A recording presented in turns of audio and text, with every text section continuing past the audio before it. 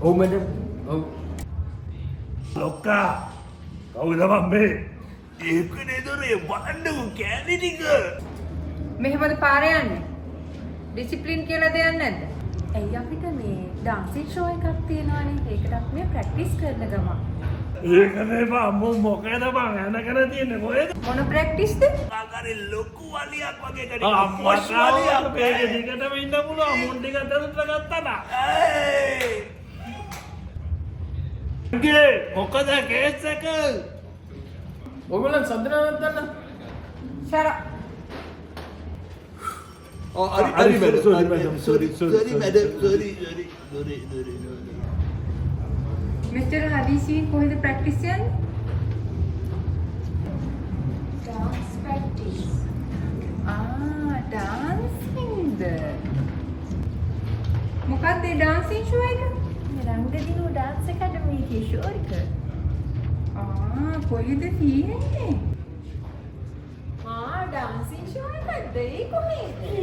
ඒ කොහෙද?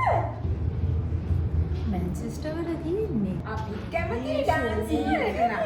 ඒක ෂෝ එක. තව දුරටත් ඔයගලන්ට වන්දි ඕනද? හරිද ඔයගලන් කාමත් වන්දියක් එහෙම බලාපොරොත්තු වෙනවද?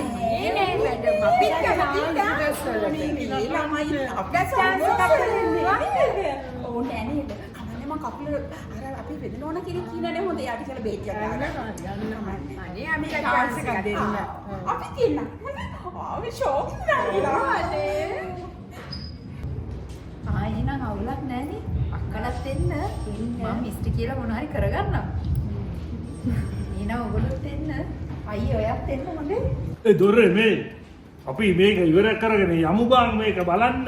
ඒකනේ මරු සෝර් එකක් නේ දොරේ. මේකනේ බං මේ අපි අර මේ නංගේ එන වාරිද නංගේ අපි එනවා. ඔයාලත් එන්න. ඔයගොල්ලෝ හැමෝම එන්න. මාර්තු 21 මැන්චෙස්ටර් ෆෝරම් එකේ හවස 5 මාට ඔයගොල්ලෝ